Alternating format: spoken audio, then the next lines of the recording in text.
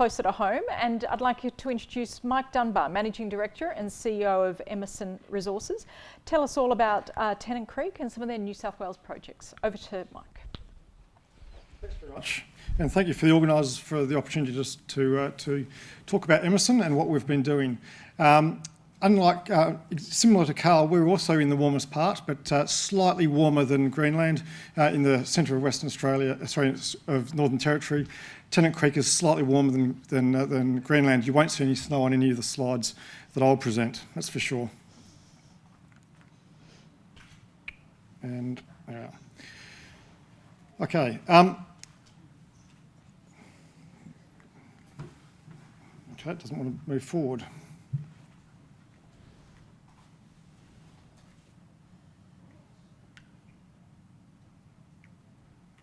No? Okay. There is a disclaimer there. This presentation will be on our website tomorrow, so feel free to have a look at that and open that at your leisure. Okay. Company structure and corporate structure. Emmerson has been listed on the ASX for around 17 years. We've got a very solid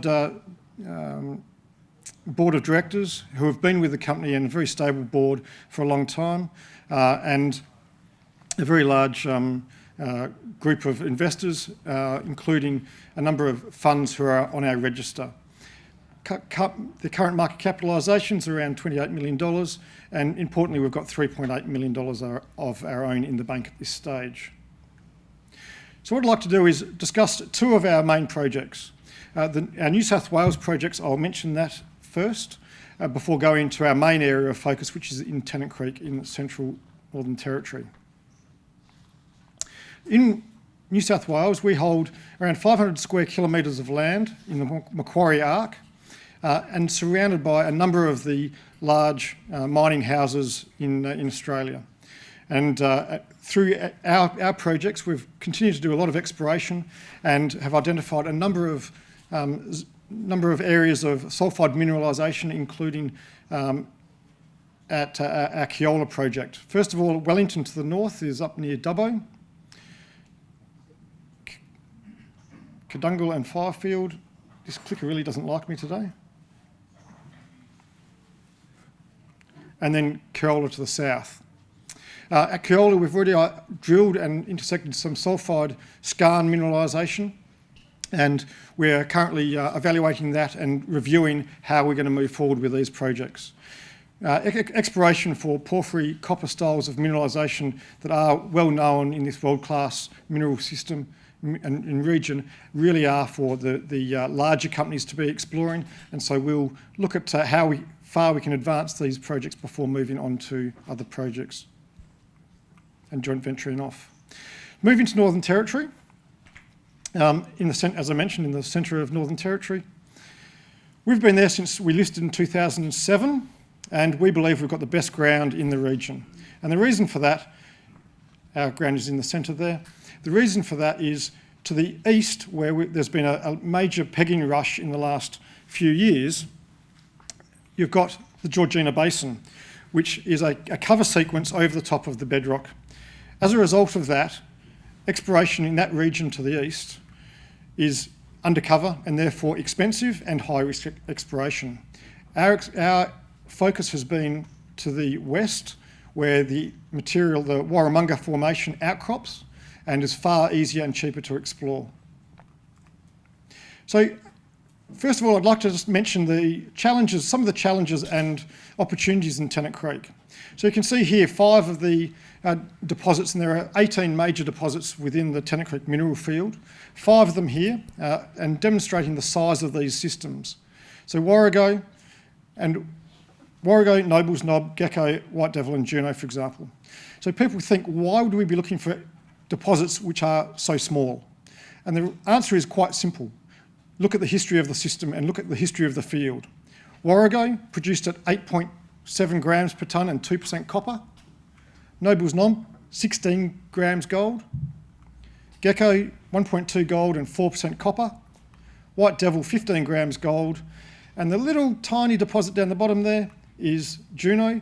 From 460,000 tonnes, it produced 860,000 ounces at a recovered grade of 57 grams. So the size of the deposit, geographic size of the deposit, and the value in these deposits is poles apart.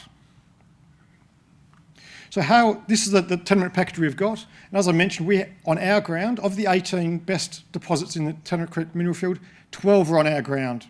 3 are held by our joint venture partner, TCMG. Now, TCMG, we joined them as joint venture partners 3 years ago.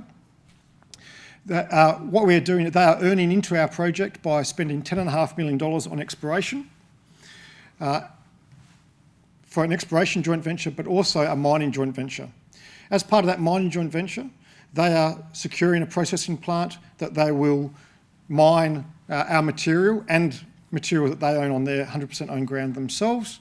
They've already completed a feasibility study on that. Regulatory approvals are in place.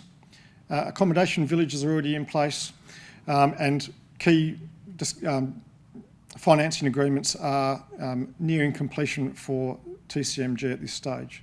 So they're around about $10.5 million they need to spend on our ground. They're about $6.4 million in, so 4.1 left to spend to earn into the property. That leaves us with a 25-75 JV where we're 25%. However, anything that they mine from our ground, we'll get a 6% production royalty from. So that's a very, very low risk pathway to production for us. And so the strategic alliance, as I mentioned, leaves Emmerson with a low risk development pathway and funded by them into production in return for a 6% production royalty for any gold produced from our leases, 2% on any other commodities. The initial mine plans are nearing finalisation at this stage, and we're hoping to be able to release some more news on the mine plans tomorrow. I would like to have announced it by today, but unfortunately that will be tomorrow. And that will be for the Chariot Underground, Mauritania and Black Snake deposits. In addition to the mine plans that they currently have in place, there's also a substantial amount of inferred material that we have excluded from evaluations at this stage for the project moving forward. Our joint venture agreements also guarantee us a minimum of 6% royalty on 60,000 ounces that we will see returned to us before May 2026. So the first payment will be around March of 2026 and May 26 will be the second payment. So that sees us well funded, and that minimum production target they need to achieve sees us with around $11.7 million of income coming in at today's gold price. You can see some conceptual mine plans for the underground at Chariot and Mauritania pits there. But more importantly than that, that's just the start of our projects. And these projects, once they've got up and running, they continue. It's really only just the start. They start. Once they get going, then they continue to develop and continue to grow. For example, the White Devil mine started with around 40,000 tonnes in reserve, and it went on to mine 1.6 million tonnes and 730,000 ounces of gold production. So a really fantastic deposit, and these deposits, once you're in production, continue to grow. So this is an aeromag survey of the district. And you can see a number of the deposits there, but the step change in how do you discover these very small, geographically small deposits? And the answer we've developed over a number of years of working in the area is drone magnetics. We've undertaken approximately 20,000 line kilometres of drone magnetics over the district. That's been a real step change in our knowledge and understanding of targeting and how we move forward with our project. So I'll zoom in on the southern portion project area, and then I'll move to the northern project area after that. So moving to the southern area, you can see what the original aeromagnetic data looked like. With the increased knowledge that we've now got and the detailed, ultra-detailed drone magnetic surveys, they now look like that, poles apart from what it did look like. From there, you can now see a number of structural corridors that run and that link all of those major discoveries and major mines up.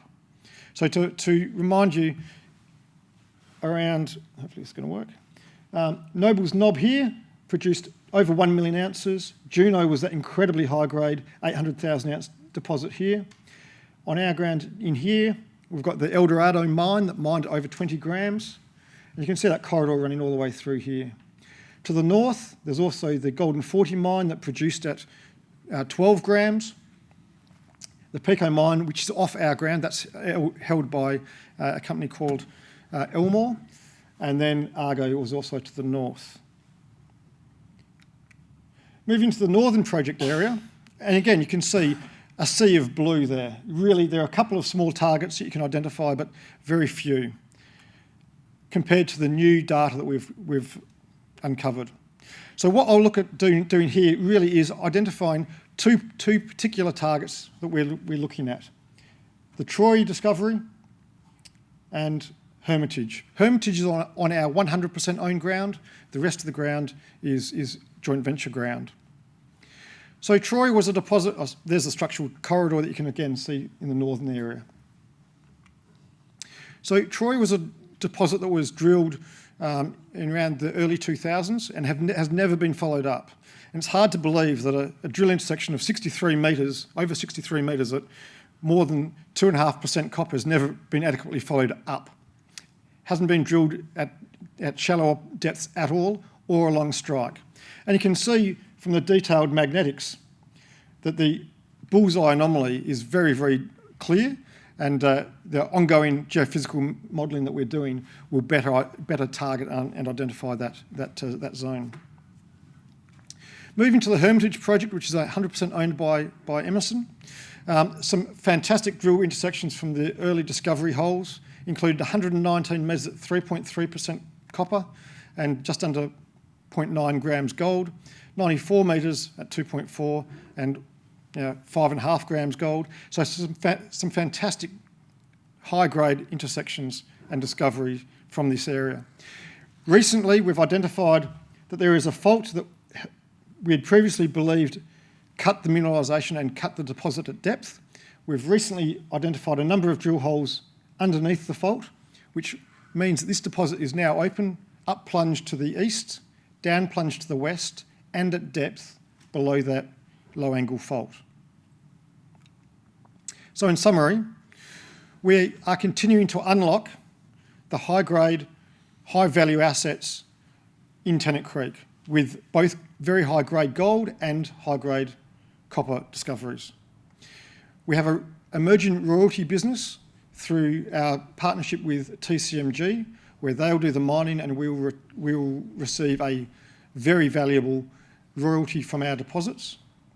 We have multiple exploration targets in Tennant Creek on our 100% owned ground, on our joint venture ground, and also in New South Wales.